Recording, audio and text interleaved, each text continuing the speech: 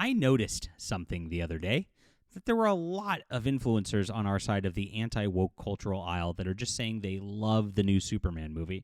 And I thought that's kind of weird. And how many of them have actually seen it? Because I think it went out to some reviewers, but it's not actually available for the most part in theaters yet. I mean, I don't know. I think it comes out today for most folk who are going to go see it. But it seemed a little odd that like how much of the just like Superman's great, it's not woke. Superman's great, it's not woke. Superman's great, it's not woke.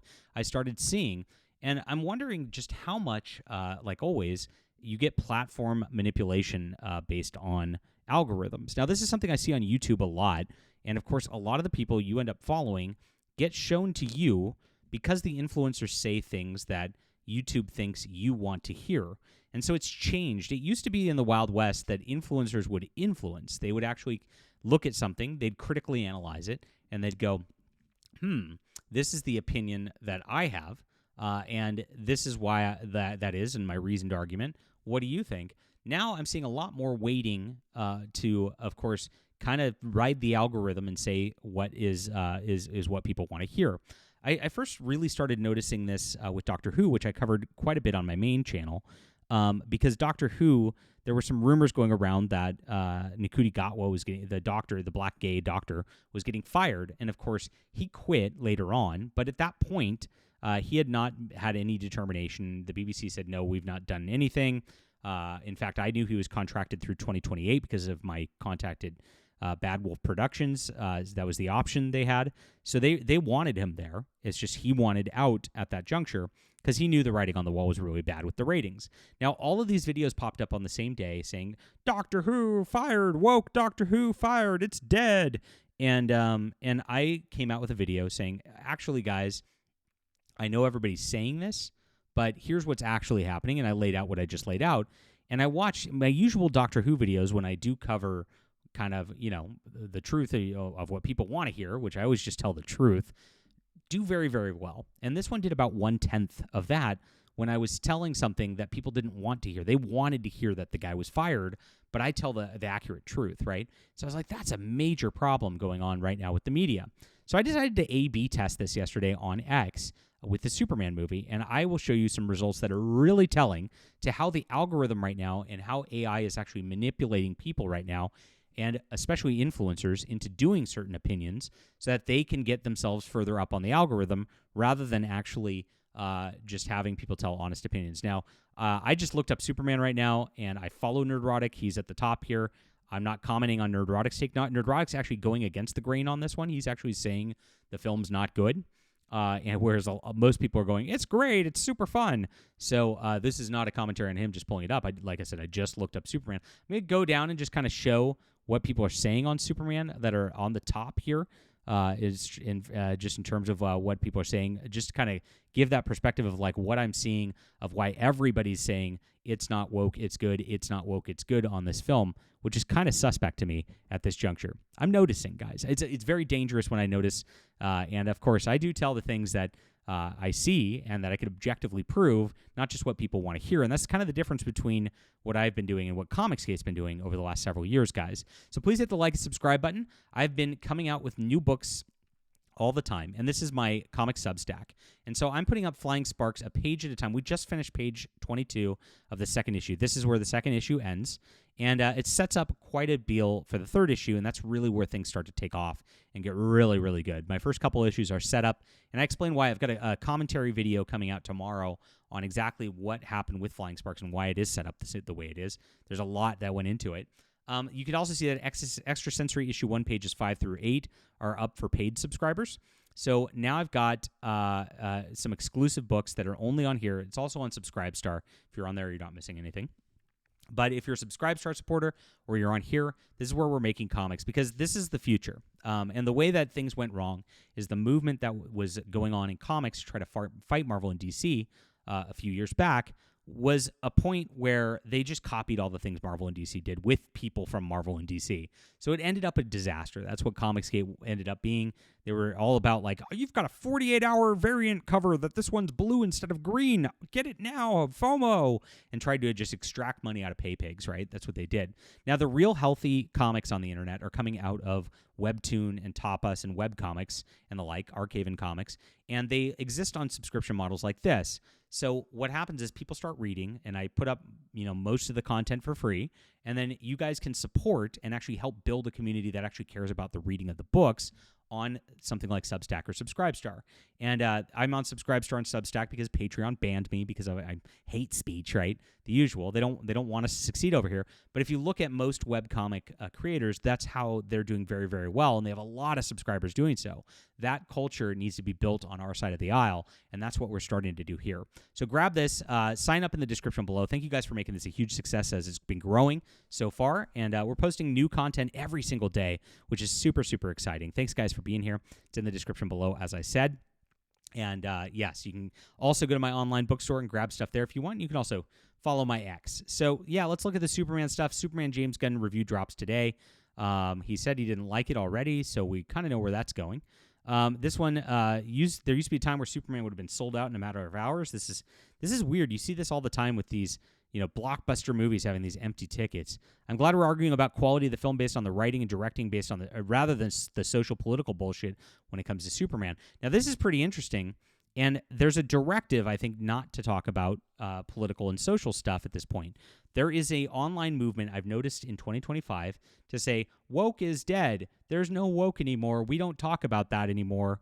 And a lot of the anti-woke influencers are all spreading that message together. This is one of them. This guy's really shilly, and of course has been on the woke side more than he's not.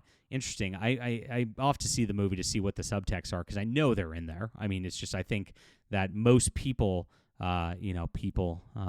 probably Kali Too Short, I'm going to guess does not have the literary wherewithal to actually read between the lines on things. But that's what we do a lot. This will always be my Superman. Superman is an immigrant. Fine, if an immigrant can fly and rescue people, he can stay.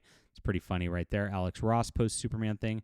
I've been excited about Superman since the first trailer, Neon says, and we've got so much pushback from people for that, he said. Yeah, it's a very polarizing thing right now. Superman was not an illegal immigrant. We're talking about that right here. Let's see. Someone showed up to Superman wearing a Homelander costume on screen time right here. The real issue with Superman is not that he's an immigrant, it's that he's a journo. That's pretty funny right there. I like that a lot. So that's the top stuff that's going on right now. Now, I noticed, like I said, I made my video, am I wrong about Superman? I still might be. I haven't seen it yet. It's going to be a while before I actually get to it. But I posted an A/B test here, and I wish this who to follow right here was not popping up between my tweets right here right now, because I posted them at the exact same time within 30 seconds of each other, and I did this as an A/B test to see what was going on. Now, Superman is a woke disaster to Superman is a great movie and not woke at all. Now, I mentioned to people that this was an A/B test. I think I did it on the other post pretty quickly here, and you can see this is right as it came out. 31 minutes in, X put that it's a great movie at 2x the impressions that this had, and it had 2x the likes, and comments were very close to the same. So obviously it was pushing the Superman is a great movie and not woke at all more than Superman is a woke disaster already at this point. And so I saw this pretty early on, but you see how it ended up. Now this, usually a tweet has a half-life of about 6 hours. So after 6 hours, it kind of reaches the most people it's going to. That's how you can tell things. 21 hours is pretty done at that point. And so they're not reaching a lot of people anymore. But you see, it at this point, it got to 2K impressions versus this one got to 8.5K impressions, a 5-to-1 saying Superman is great movie and not woke at all versus what was served of impressions, that just is how many pops up on the screen, of Superman as a woke disaster. So with this, it's an A/B test of exactly what's going on, that X wants positivity spread on this movie. And I think that the algorithms changed, that they want positivity spread in general. That's a part of the, and the same thing with YouTube's happening with the algorithm as well, that what's going on with this whole situation where everybody's like going, woke is dead, everything's good now, comics are good now. They're all saying that because a lot of these people are just writing the algorithm. And whether it's done intentionally or not, I think there are some who do it intentionally or are very smart and calculated about it. I think there are others who just see what's going well and it makes them feel good and they don't actually think about it too. Not everybody's sinister. But that's why this is getting spread, that this is a great movie and not woke at all, more than anything else, because you're getting rewarded with dopamine hits for saying that it is, for the most part. Now, this is a really interesting phenomenon right here. Like I said, this is a perfect A-B test, and I have that other one that was not quite an A-B test, but I was watching as other people's videos did very well, saying that the guy got fired, and I actually made a video saying, no, the guy did not get fired, which was the truth, and that didn't go on the algorithm. People are seeing what they want to see at this juncture, or what the algorithm thinks they want to see, which is, everybody at this point, Donald Trump won. They want to hear that woke is dead, that it's not anywhere in culture, which is very much not the case, right? James Gunn is a super woke activist, as we know. Whether he did that very overtly in the movie or did it kind of subtly in the movie, I'm sure it's there, but we'll cover that when we get to it. Obviously, Disney just came out with Ironheart, which is another disaster. Fantastic Four has a female Silver Surfer and all that that's coming out next week. And so all this stuff's still happening. It's not exciting. Like, they replaced somebody with a female. It's not exciting to the algorithm because, how are you going to get outraged about that again? Because they've done it over and over and over and over again at this point. Plus, you're kind of at the point for the most part as people I just want to consume my content and enjoy it. Not necessarily you, but you know what I mean? The general populace you. And so that's the zeitgeist. Plus, the algorithms are pushing that to try to make people feel like that more. And the question is why? I think they do want to kill people talking about anti-woke so that they can kind of move on with the progressive agenda again, because we've already got to this point. It already has switched and moved the needle pretty far to where people accept a lot. Now, it is sitting at 82% on Rotten Tomatoes and 96% on verified audience, but 89% on all audience. So most people are liking this movie. Apparently it is poorly written, and most people who even like it say it's poorly written, which is kind of bizarre at that point. But I think the bar at this point is, did they make the guy trans and gay? Oh, no, he's not. Okay, I'll watch it.